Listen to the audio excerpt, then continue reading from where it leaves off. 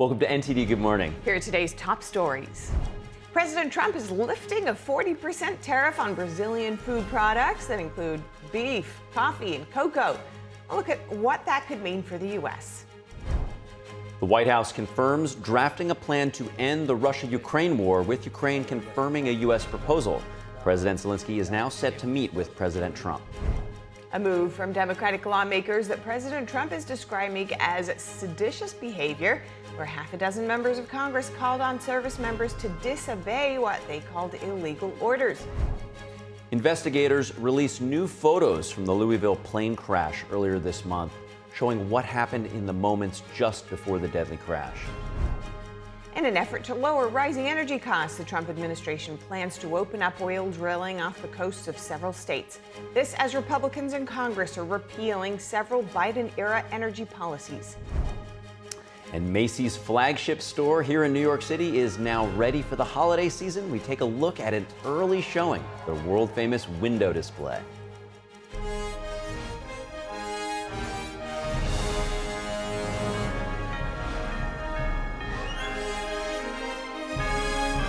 This is NTD Good Morning, live from our global headquarters in New York City. Here are Stephanie Cox and Carrie Dunst. Thanks for joining Steph and I this morning. Today's Friday, November 21st.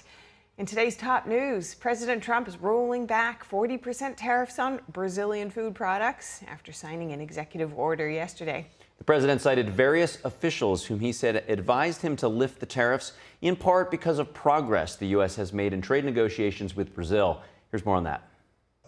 President Donald Trump on Thursday removed his 40% tariffs on Brazilian food products. That includes levies on beef, coffee, and fruits that were imposed in July.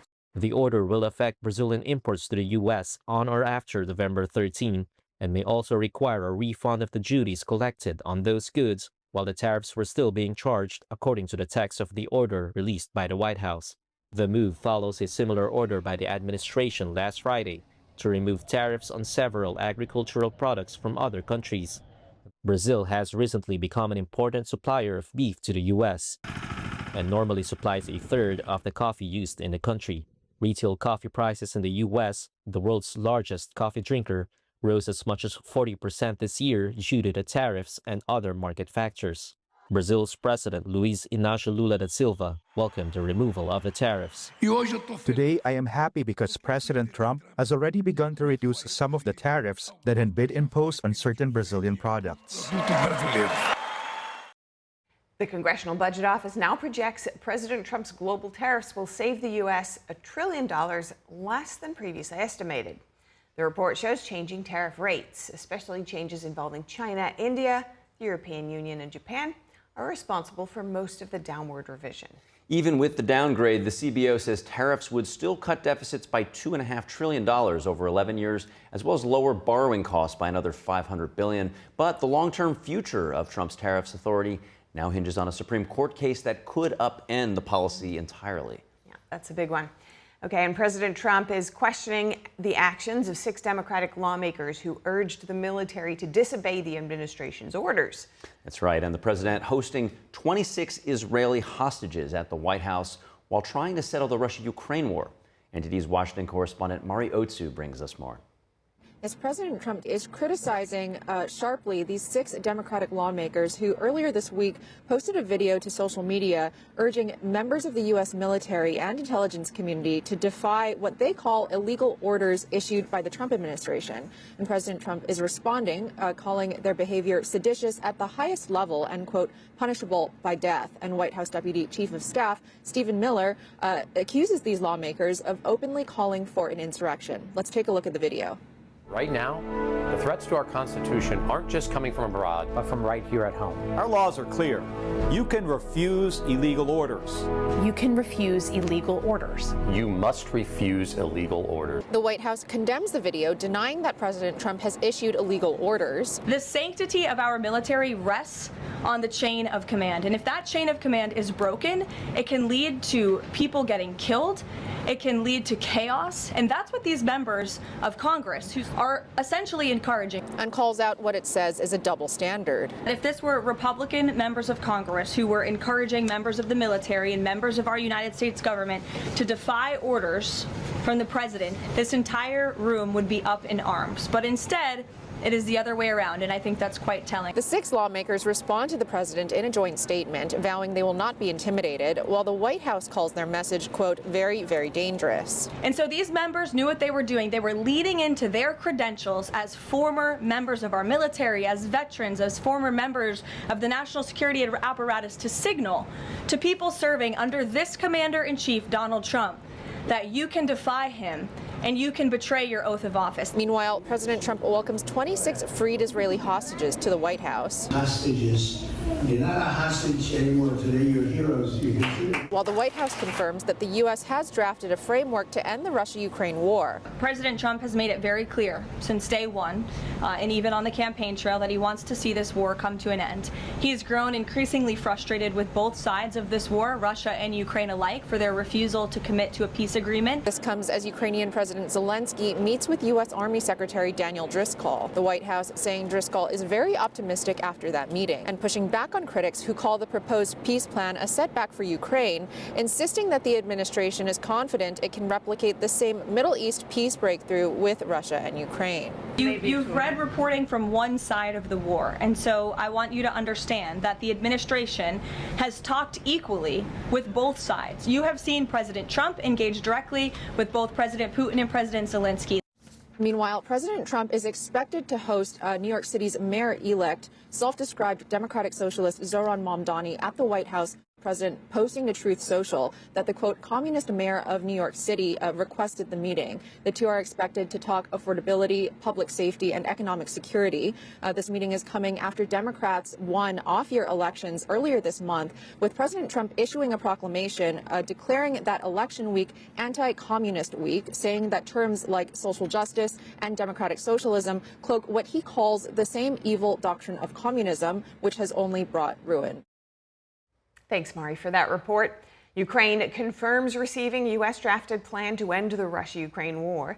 President Volodymyr Zelenskyy says he's now scheduled to meet with President Trump. And as we heard earlier, today at 3 p.m., President Trump welcomes incoming New York Mayor-elect Zohran Mamdani to the White House. Both Trump and Mamdani traded very highly critical comments during the run-up to the election, setting the stage for an intriguing political moment. Joining us to discuss is Miami GOP committeewoman and Republican strategist Angie Wong. Good morning, Angie. It's good to see you. I was very surprised that this meeting between Trump and Mamdani is actually coming together. What are your initial thoughts?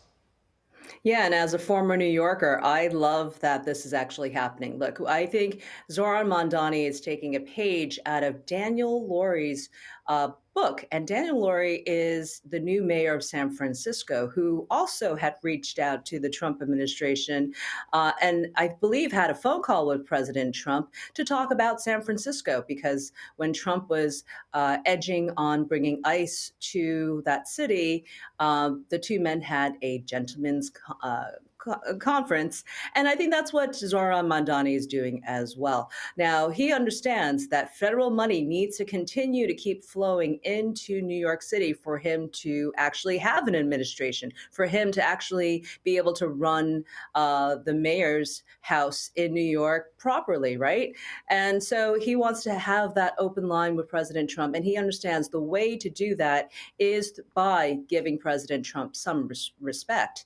And we've seen this time and time again. Now, is Zohran Mamdani going to be receiving the same, fanfare as the Crown Prince of Saudi Arabia? Probably not. But are the two men going to have tea and hash out things like affordability, federal programs that are all over New York City? Look at the housing projects, for example. That's a lot of that is federal money, and transportation and other things. Now, I believe President Trump wants to talk about affordability. He understands that's going to be the main issue going into the midterms 2026.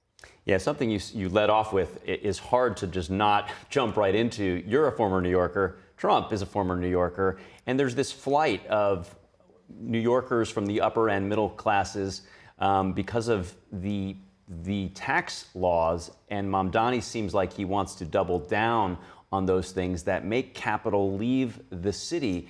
How do these two sort of address some of those elephants in the room where they're just so polar opposite on how to approach governance?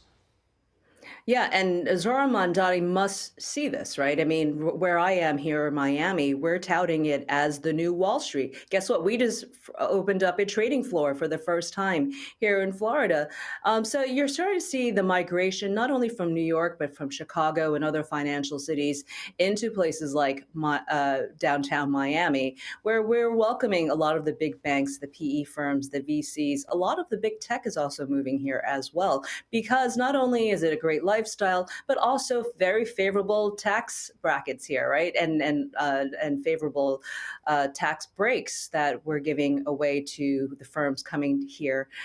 So I think that, that migration is trickling, but now because of the scare of a Mamdani mayoralship, there's more and more people certainly calling up their real estate agents trying to move down to Florida. Now, with Zoran Mamdani, how is he going to finance any of these projects that he touted along the campaign trail? And I think Kathy Hochul, the governor of New York, has already said, no, we can't have free buses and free this and free that and free that. I think those were, she immediately came out to say that within a week of him being elected. So he doesn't really have a game plan other than, he gives good vibes. All right, but now he's got to deliver, and he needs President Trump in order for him to deliver anything. Ultimately, both men, President Trump and Zoran Mamdani, they want to see New York City succeed. I think that is the commonality and the common goal, even though their political alliances are so far apart. They do want to see New York City succeed, and it will be good for the country if it does. Yeah, you make up a great point. Sometimes what's said on the campaign trail may not be necessarily how you move things forward, and it depends on if you're an ideologue or actually practical about how to deliver for the people that you represent. The other thing I want you to explore, Angie, is they share another thing in common, which is they're both very good at communicating and cutting through a lot of noise.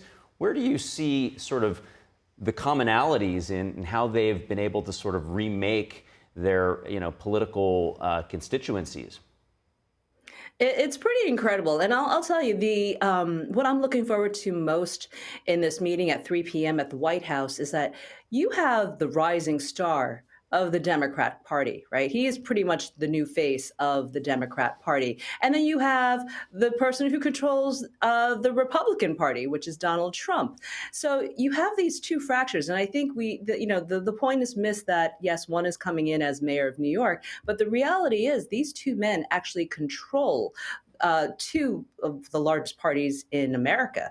And the messaging is so important here because that is the name of the game. That's how you win elections. It's all messaging, right? Yes, what you can deliver later on after you get elected is one thing, but leading up to it, these two men could not have two more different approaches, right? You have Zoran Mamdani that's selling essentially hope, right? Selling excitement, a new breath of fresh air for the Democrat Party. And then you have Donald Trump, who really rules almost like, like he's like the boss. And that's who he is. His nickname is the mogul, right? So it's really critical to see the contrast here. But I wonder if they can actually get along. Because and that's what happens behind closed doors anyway, that, ultimately these guys do get along. They do have things in commonality. They do find ways through leadership and whatnot. And they may have to walk out of that room completely hating each other just for the public image. But the reality is they're both juggernauts in the political world. Yeah, you bring up a very fascinating point. You have to respect good game, and they both have been able to, as outsiders, completely remake the political landscape in the U.S. Going to be watching this very closely and look forward to hopefully discussing this topic with you more over the weeks to come as you're preparing to run your candidates in the midterms. Angie Wong, thank you for joining us. Thank you so much. And a federal judge yesterday ordering the Trump administration to end its National Guard deployment in Washington, D.C. The ruling won't take effect immediately, as the judge put it on hold until December 11th to allow for an appeal. D.C. Attorney General Brian Schwab sued the administration over the deployment back in September, calling it a parallel police force. The Justice Department then asked to dismiss the case, saying the troops were not involved in arresting and charging people. As of now, more than 2,000 National Guardsmen are still in the city.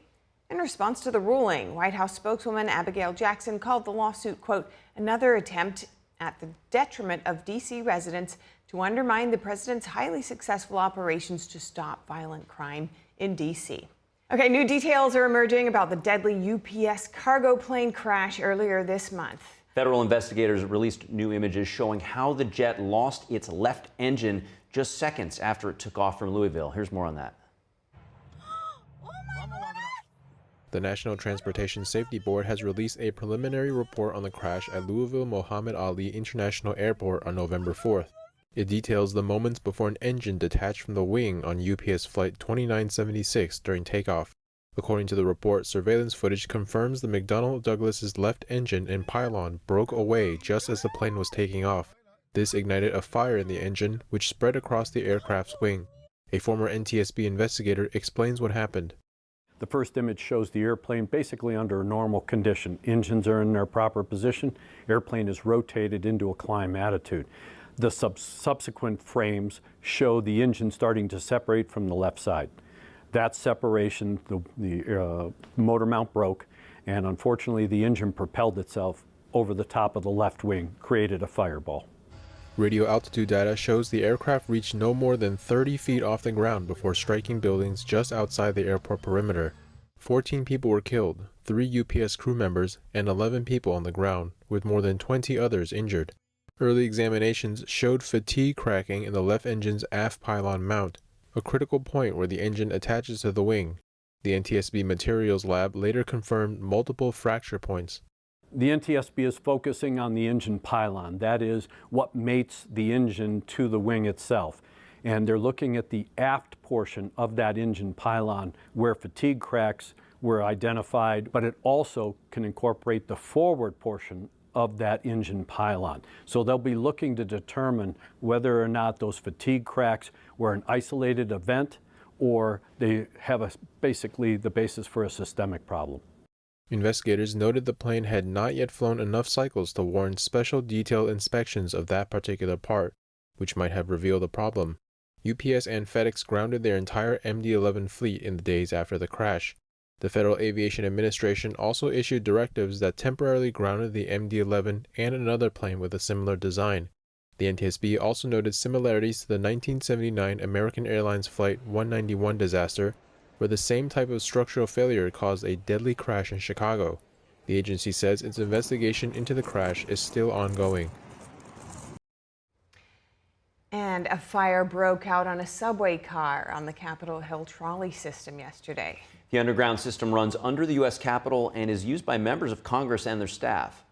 2 police officers were taken to hospital. The fire broke out on the Senate subway between the Rayburn House Office Building and the U.S. Capitol. 5 crews knocked down the flames very quickly, and no one on the trolley was hurt, but the firefighters did treat 1 person at the scene. Capitol Police said 2 officers were transported to a hospital for evaluation. And investigators are saying that all the smoke has now cleared and the cause of the electrical fire still not yet having been determined. Still to come, President Trump and Republicans on Congress are working to ramp up domestic energy production amid rising energy costs.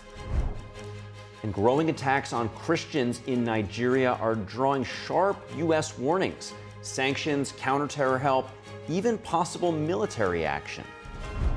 Lawmakers exposing the Chinese Communist Party's attacks on religious freedom and why it poses a threat to Americans. All that and more after this.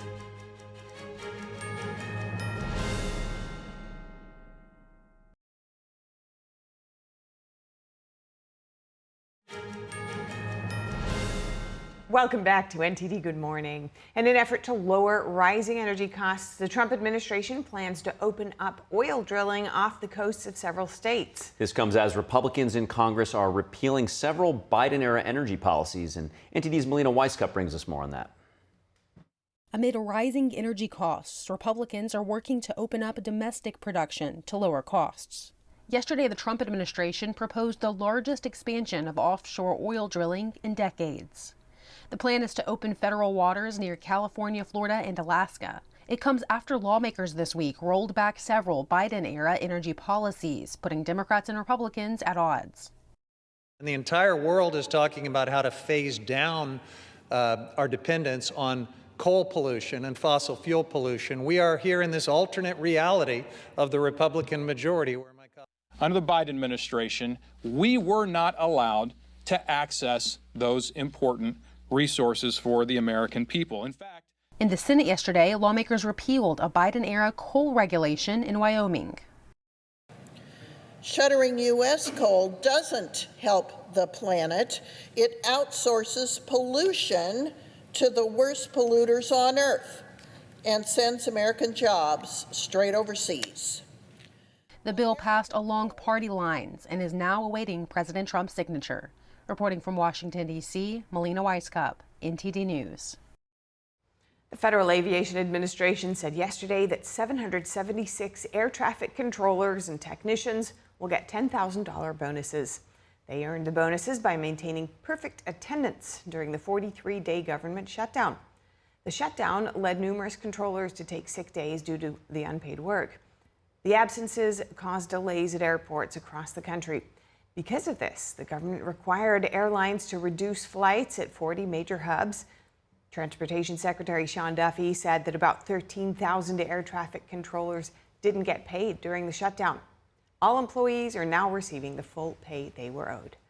Down Santa Claus Lane. Do you remember when President Trump said we should pay air traffic controllers and technicians $10,000, the ones who never missed a day? So here's somebody that goes and shows up every single day. Some of them showed up early because they knew there was going to be a problem. Those people should be rewarded. Today's the day we're announcing those $10,000 bonus checks for those great air traffic controllers, the Patriots. Almost 800 patriotic men and women who kept our skies safe, our equipment working. Those checks come in early December, just in time for Christmas.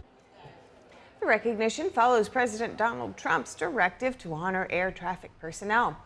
Recipients will be notified during Thanksgiving week. They should receive their payments by December 9th. Next, the persecution of Christians in Nigeria is an issue of global concern. The State Department says the U.S. is calling on the Nigerian government to better protect Christian communities and religious freedom.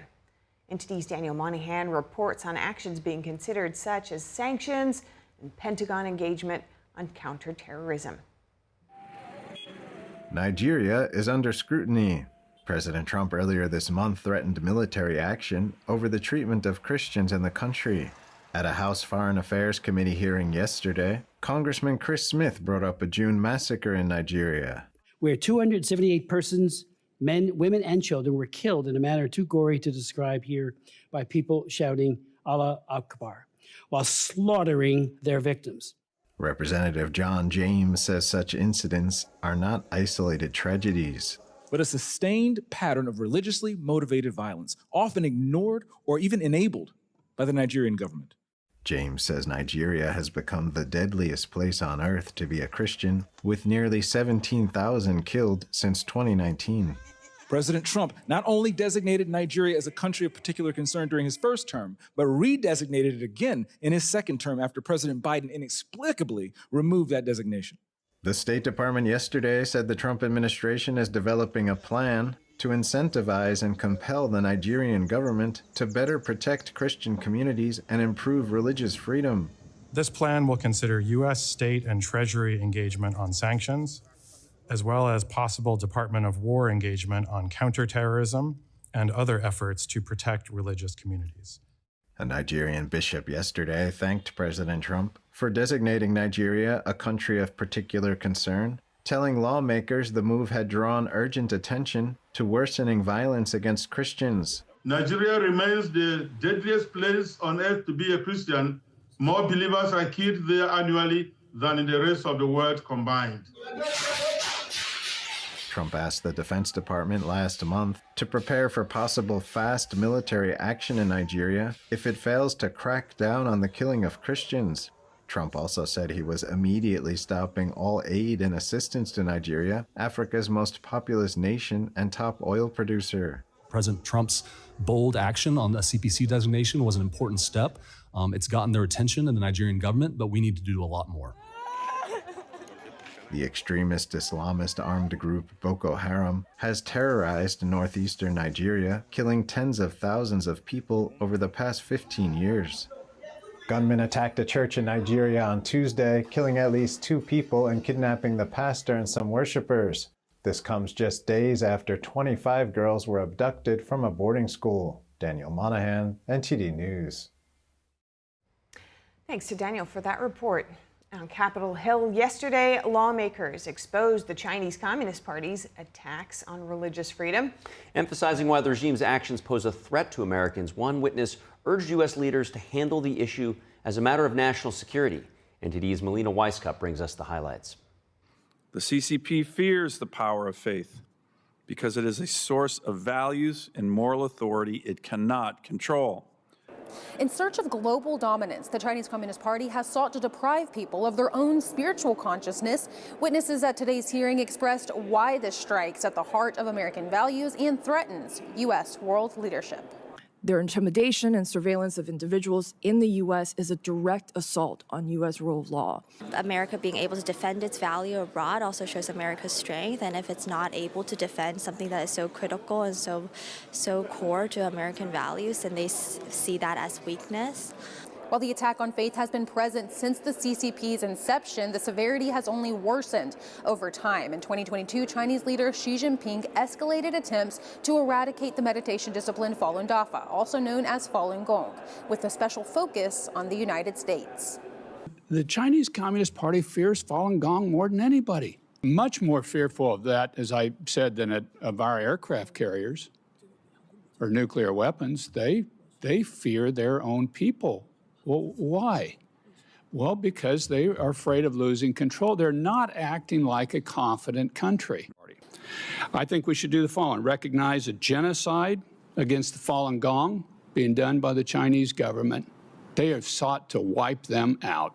The Falun Info Center reports that the regime is attempting to change public opinion and turn U.S. institutions against Falun Dafa through carrying out nearly 200 violent threats against its adherents, not limited to Chinese diaspora. Attacks have gone so far as CCP proxies attempting to weaponize the U.S. legal system to target a U.S.-based dance company by the name of Shen Yun.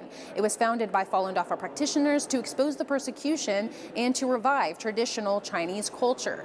I asked the chairman of the commission, as well as witnesses, what's at stake if Americans don't take this threat seriously. 95% of Americans would find that offensive.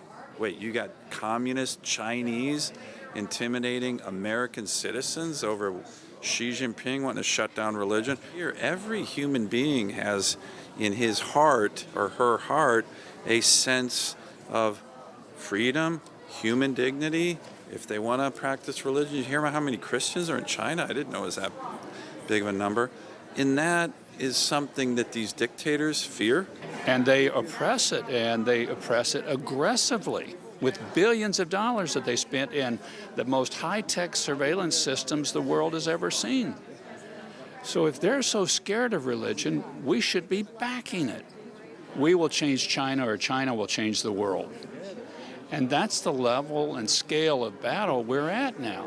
Ambassador Brownback is urging U.S. leaders to treat this as a matter of national security and to use tools like economic sanctions to fight for spiritual freedom.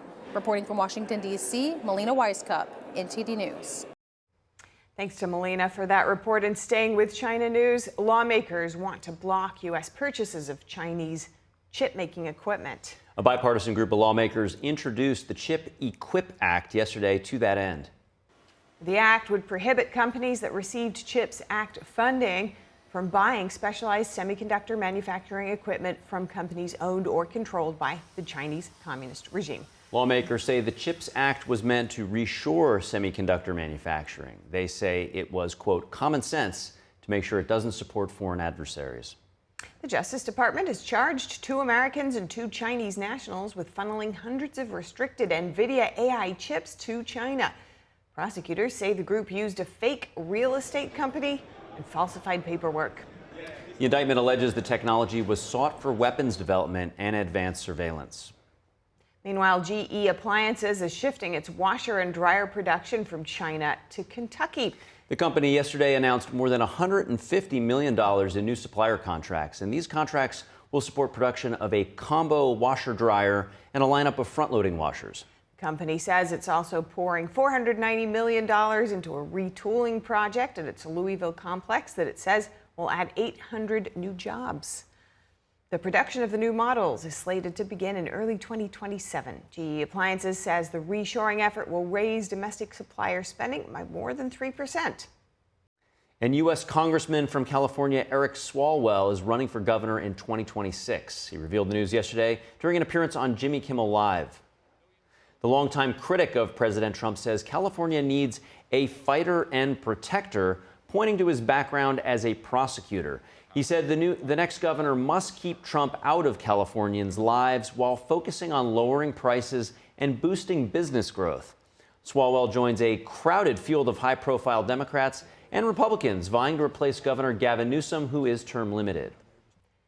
And up ahead, Carrie, you've been telling me that you're going to make a huge turkey for Thanksgiving. Is that right? Also, though, the cost of Thanksgiving meals are lower than last year, which is a good thing. Yeah, that's right. You know what? Whether it's more or less, I'm still going big for Thanksgiving.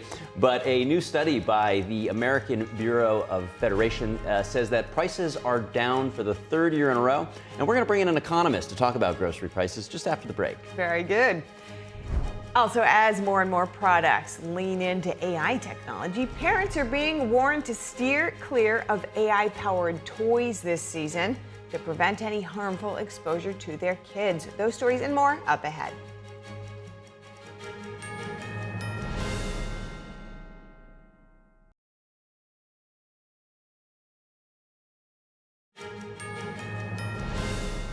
Welcome back to NTD Good Morning. I'm Carrie Dunst. If you're just joining us now, here are some of today's top headlines. President Trump signs an executive order yesterday removing 40% tariffs on Brazilian food products. The order targets items like beef, coffee, fruit, which have all been affected since July. And it applies to Brazilian imports coming to the U.S. on or after November 13th. And it may also require a refund of duties that were collected on those goods already, while the tariffs were still being charged. Now, the move follows a similar order by the administration last week to remove tariffs on several agricultural products from other countries. And the White House confirmed the U.S. has drafted a framework to end the Russia-Ukraine war, and it has sent it to Ukraine.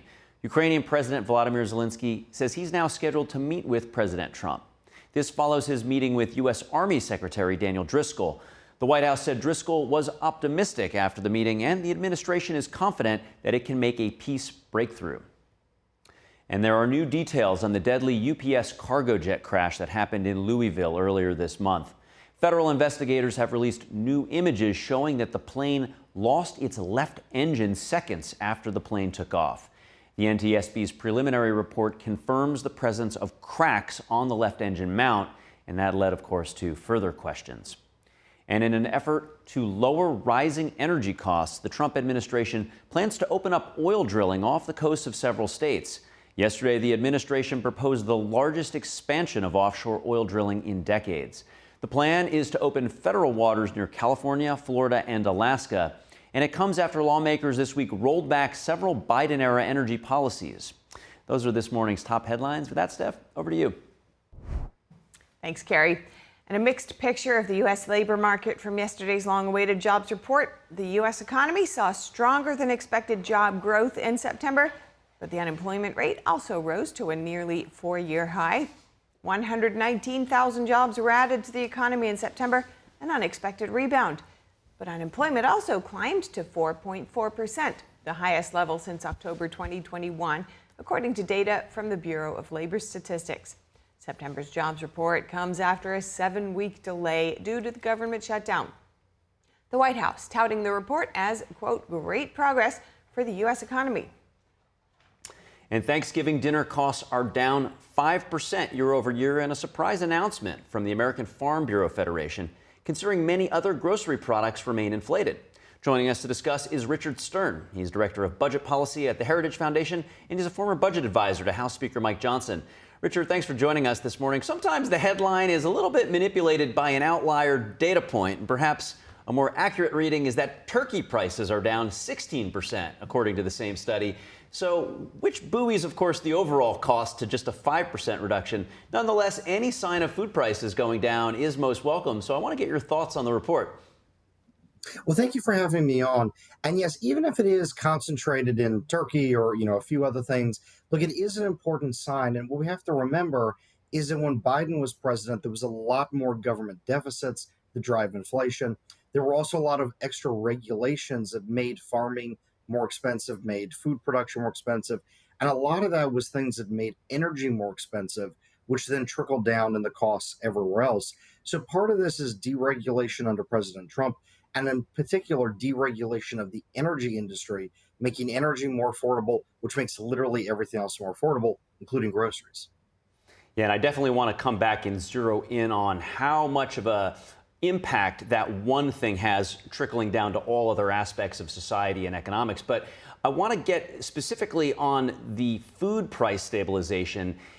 And, beef is up, but it seems like some products like pork and poultry might be a little bit down. How are you overall seeing the costs of food prices? And do you expect that to continue to stay stable? Do you hope that, do you expect that could even come down further? So I expect things will stay slightly stable. One of the things that's important to remember is that there's a distinction between overall inflation rates and what's called core inflation. And core removes both food and energy precisely because they fluctuate so much throughout the year. But, what you see in both cases is they've kind of stabilized around 3% growth per year, which is a lot more than 2% inflation, and entirely is because of the size of the federal deficit. Now, look, the Fed has already made it clear that they're planning on printing more money as time goes on, which is to say trying to bring interest rates down, but that's going to bring inflation up over time. So, we're seeing a benefit here, I think, because of the deregulation, because energy costs are down. But I do think inflation is going to stay high, and it's going to tick a little bit higher as the Fed tries to reduce interest rates, making it easier to buy a home, but at the expense of raising prices elsewhere. Yeah, you're getting right to the places that I want to go. And I do want to talk about interest rates. But before we do, I just want to understand the cause and effect relationship between the deregulation on energy. We saw the Saudi prince at the White House yesterday. And then, of course, this last reader just about, offshore oil drilling. So the energy prices with the tariffs, which, of course, tariffs are about playing the long game, but they do create some short-term inflationary pressures. So has the energy prices been able to overcome any short-term inflationary pressures from the tariffs? Well, this is economists' favorite term, but it depends. And it depends on which product, which sector. So you're right, which is that the tariffs do serve as a burden on American producers and on American consumers. Now, look, if the president uses tariffs to negotiate other wins, dealing with the border crisis or other things, that can be useful. But the tariffs themselves are almost exclusively paid for by Americans. Now, on the energy side of it, we use energy for literally everything. You use it to move trucks and to be able to run factories that, process foodstuffs, things like that. And of course, you use energy in the production of fertilizers and pesticides and anything you can imagine, let alone, of course, stocking grocery shelves and getting things delivered out to where people live. So, the energy prices bringing down do offset a decent amount of the tariff burdens on a lot of these ag products. And we have to keep in mind that, some of those tariffs are indirect, tin and steel plate that come in that are used to make cans for canned food is one of those places where tariffs can make canned soup more expensive, but it doesn't feel like an ag tariff. So, it's a mix. And again, it's product by product. Yeah, there's so much interrelationships between products and other services that we might consume. And you point out a great example with the cost of metal or tin for canned food products. Also, I want to get your sense on, you mentioned how President Trump has used tariffs to negotiate more favorable things for the American worker, but that in essence can result in some inflationary pressures. So then we see these carve-outs now on things like beef, bananas, coffee. Does that enable him to sort of get the benefit of the leverage over those countries while also trying to provide very targeted relief on our grocery bills? Exactly. So, my point before has been, and a lot of people, of course, have said this, that the goal is not for there to be new tariffs or tariff permanence. The goal is for the tariffs to be temporary, used for negotiations, and then removed. If you left them in place permanently, it would be a burden again on the American public and mitigate a lot of the value of what you negotiate to get. And obviously, look, if the president tries to negotiate with them and doesn't get anywhere, then again, leaving the tariffs in place is just harm to American workers and factories. And so, at the end of the day, I think what you're seeing is that the president's rolling back tariffs because he's made deals with these countries. A lot of them have given small things, some large things. But overall, I think that he thinks that he's having success, and that's why he's pulling the tariffs back. And Richard, just real quickly as we finish up, spring market not too far down the road. Do these stabilized food prices suggest that there's more room for lower interest rates? They might suggest that. The one thing I'll say, though, right, is that, keep in mind that even if prices are lower in one area, they can be up a lot in other areas. And so it can be deceptive to say, look, if prices are down over here, that means that we definitely could cut interest rates further. What I would say is in aggregate, we're seeing inflation still be elevated. So I'm very cautious about the Fed cutting more. Look, I'd love to get interest rates down. But, I remind everybody the Fed cut interest rates by a full percentage point last year, and mortgage rates actually went up. So it's not always an airtight science. Great point there. Richard Stern, appreciate you breaking down the current moment with the grocery prices and what to look ahead for in the economy. Have a great weekend. You too. Always a pleasure. Thank you. And if there's one thing that's certain, it's spending is up regardless of inflation. That's right. And to piggyback off that, Macy's flagship New York store is ready to welcome shoppers, and it's transformed and is ready for the holiday season. We're going to take an early look at the world-famous window display. We'll be right back. Stay with us.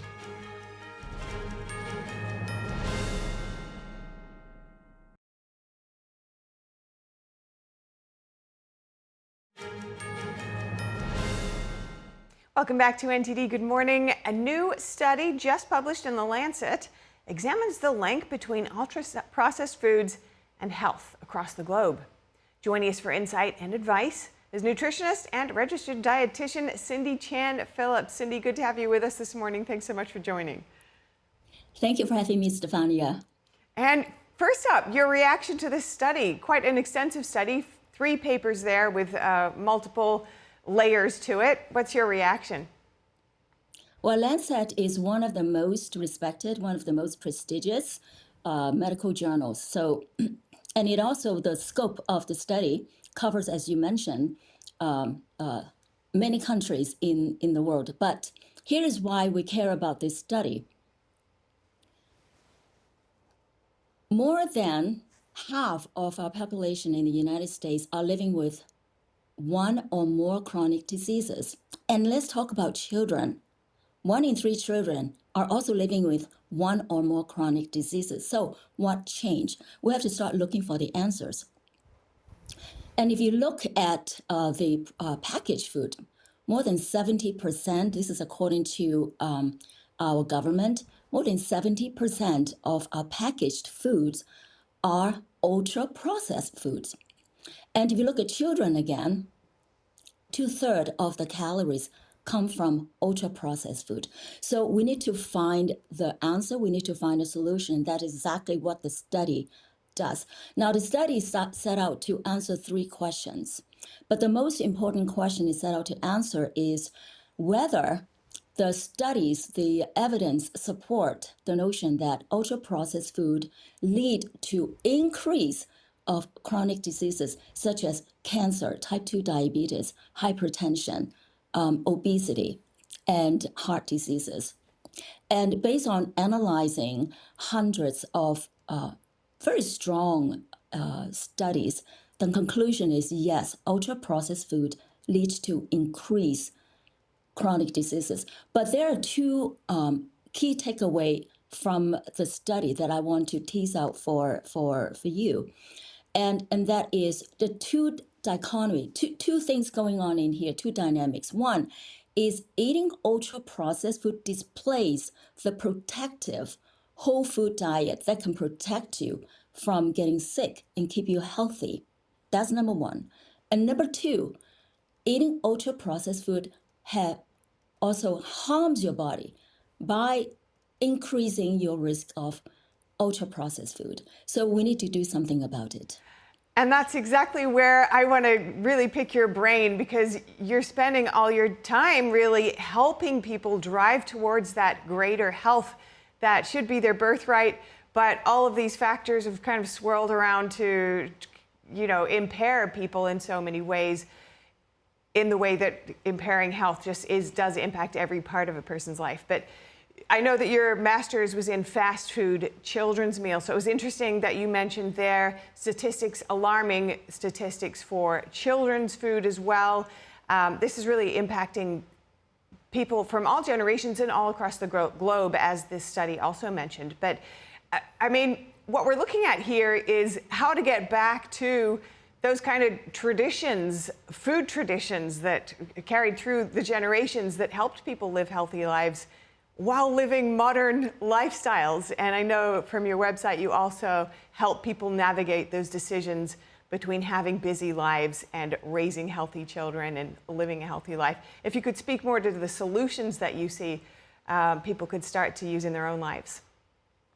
I like the premise of your question. How do we get back to it? Which means that some dynamics in our lifestyle, in the society, have caused us to move away from the traditional whole food-based diet pattern. They are protective and keep us healthy. Look, you also mentioned that we are busy, and ultra-processed food are here to stay. And they are. You walk into a store, all you see are beautiful packages with huge, big health claim on the front, that screaming for you to buy them, that they're ready consumed, and they are supposed to be tastier. So we need to understand that, and that really leads me to speak about the common mistake that we see as we think about eating whole food healthier would be too expensive, and we are too busy for it. But there are easy solutions for that. For example, let me give you a few tips that you can do at the grocery store and also at home as well. When you're at a grocery store, the truth, when you pick up a food package, is to flip to the back of the package and choose the type of packaged food that has the shortest list of ingredients. Let me give you an example. Let's say you feel like having burger for tomorrow, and you go and you pick up one package that's a burger patty, and all it says is ingredient is beef. And you pick up another package, and it has like 20 lists of ingredients with preservatives, with additives, with coloring. Which one do you want to choose? You want to choose the one with the shortest list that just says beef. And shop the parameters. That's where the whole foods are.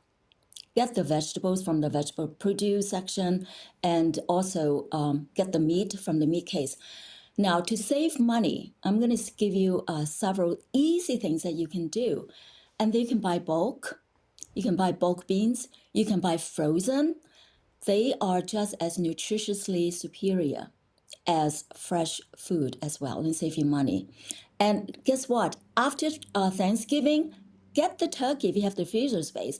That will be the cheapest protein, high quality protein you can ever find after Thanksgiving for the turkey. And when you bring the bulk, let's say you bring bulk ground beef home, take like 5 minutes and separate them into dinner portion, and you just put them in your freezer.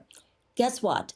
When time comes for dinner, when you open up your refrigerator, it's full of possibilities. It's like in the morning, you open up your wardrobe, you color coordinate your outfit. All you see is possibilities, because majority of Americans, they go in 4 p.m. They don't know what to fix for dinner. Yeah. So meal planning is a way to go as well. Plan your meals for the week. It only takes 5 minutes to do that. That way you save money, save time, and you will notice a difference in your health. So inspiring, full of possibilities. I'm feeling it. That's all we have time for, unfortunately, for now, but I'm so glad you got in so many great tips for our viewers out there. Cindy Chan-Phillips, thank you again. Thank you for having me. Such an important topic. You put a little bit of strategy in, and you're going to be much healthier. Yeah. And moving on, advocacy groups are warning parents to steer clear of AI-powered toys this holiday season. They say the gadgets can expose young children to serious risks. Children's advocacy group Fair Play says many toys use the same advanced chatbots that have already shown they can engage kids in harmful or inappropriate conversations. One plush AI bear has been pulled from the market after researchers found it discussed sexually explicit topics. It even gave potentially dangerous advice to children. A report published last week found that the bear suggested where to find knives in the home, and it was quick to discuss sexually explicit topics in graphic detail. Advocates warn young children are especially vulnerable because their brains are being wired for the first time and they naturally trust kind, friendly characters.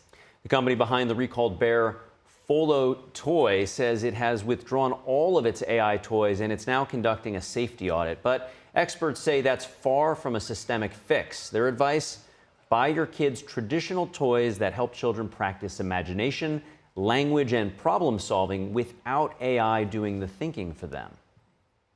And European Space Agency is planning a trip to the moon. Yeah, it's hoping to carry supplies to astronauts on its lander by around 2030.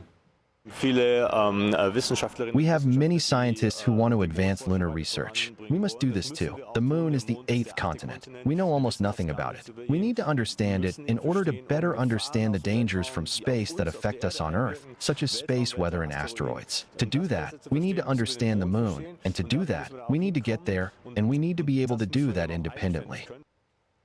It will also help with global moon mission and support NASA's Artemis program. The European lander can carry many types of cargo. And this includes essentials for astronauts like food, water, and air, as well as rovers, scientific tools, and equipment for communication and power. That's a great update. And now a survivor on wheels returns to the spotlight. That's right. A beloved vintage Volkswagen bus makes its triumphant return after surviving a California wildfire and undergoing a full restoration. Now, this story first caught the world's attention when an Associated Press photographer captured it looking surprisingly unharmed by the deadly Palisades fire. A spot of lone blue and white in contrast to the devastation around it. But the fire left hidden scars, only discovered after a closer look: smoke damage, blistered paint, rust, and a busted window. What followed was a community effort, a gathering of enthusiasts determined to bring the vehicle, named Azul, back to life. Technicians consulted VW enthusiasts as they worked to revive this 1977 Type 2 VW microbus. Now, the friends who once thought their bus was lost stand in awe at its return, ready to take them on their next adventure. What a hopeful story. All right. Such an iconic car, too. So that two-tone blue and white, it's a beauty. Yeah.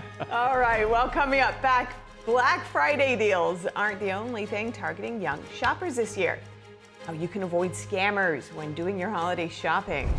And Macy's flagship store in New York City has been transformed and it's ready for the holiday season. We'll take a look at an early showing of their world-famous window display.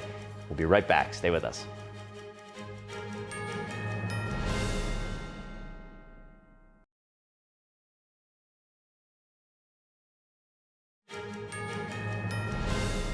Welcome back to NTD Good Morning. Holiday season is upon us. And once again, Macy's flagship store in New York City has been transformed inside and out. And NTD's Sean Marshall was at an early showing of Macy's world-famous window display in the 8th floor Santaland. Let's have a look at that.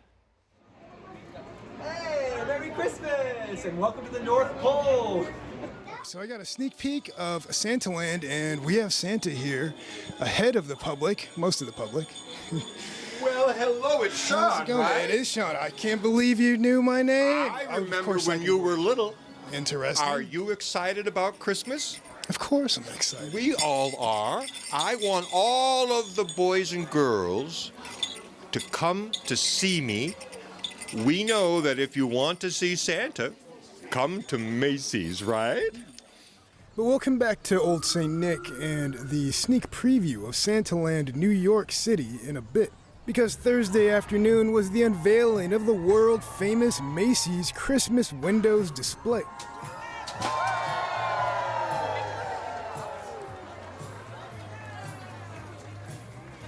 People packed into Herald Square in Midtown Manhattan for a Macy's tradition.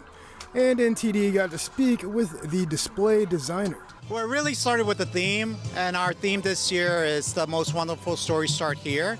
And what better way to show the most wonderful stories that started in Macy's than to celebrate them within our windows. So we have the time periods of our first, starting from our first interior Santa, our first holiday windows, our first Thanksgiving parade, and so on.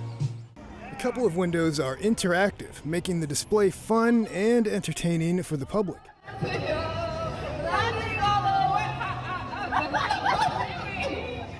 Any surprises in any of the windows? I think every window is a little different.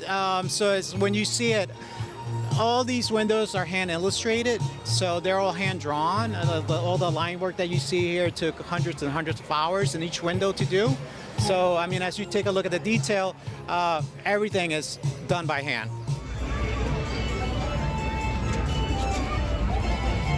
So this is Wally, our walrus. We're trying to get him ready to work in the mailroom. He's been a little slobbery and a couple punctures with the tusks, but overall doing a lot better than yesterday. So making progress, Wally. Yeah, don't give me that look.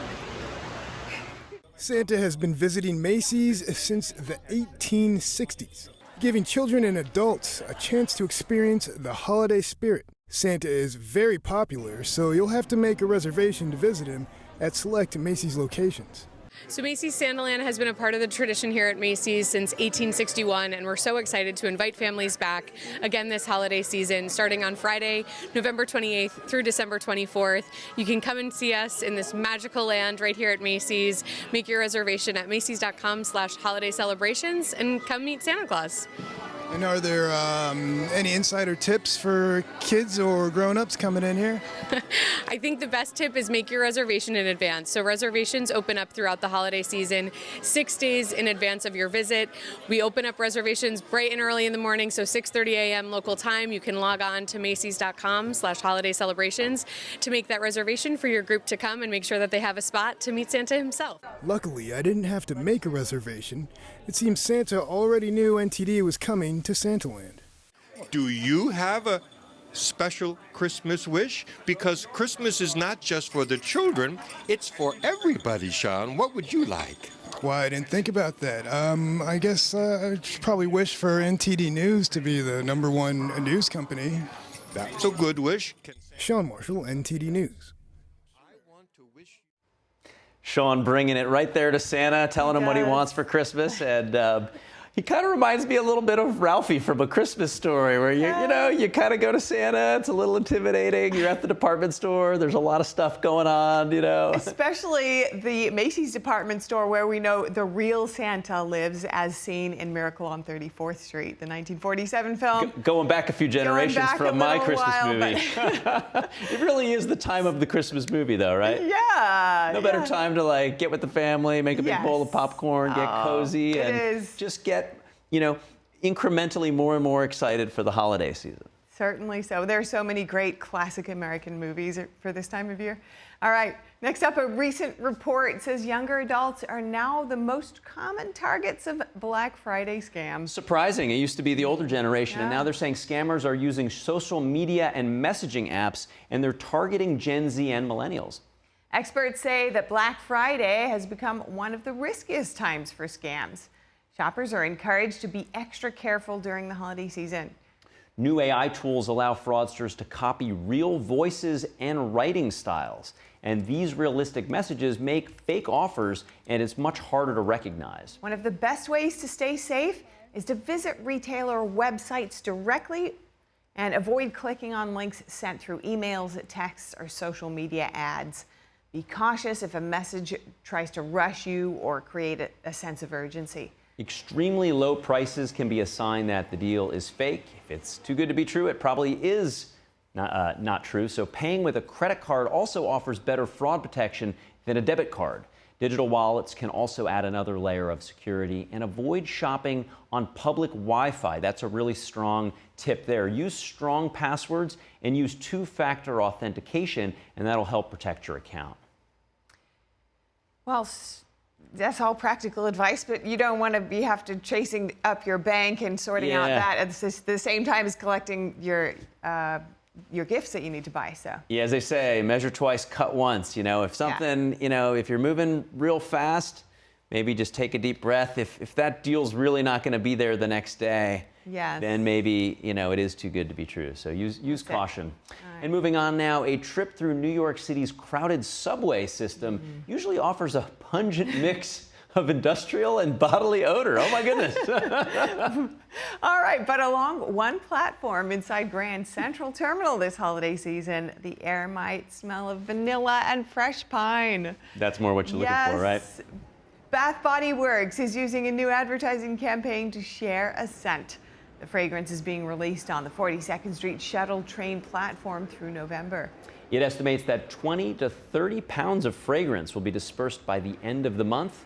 When the campaign ends, the Metropolitan Transportation Authority said this is the first ad campaign like this in the transit system, and they hope it will help bring in more revenue.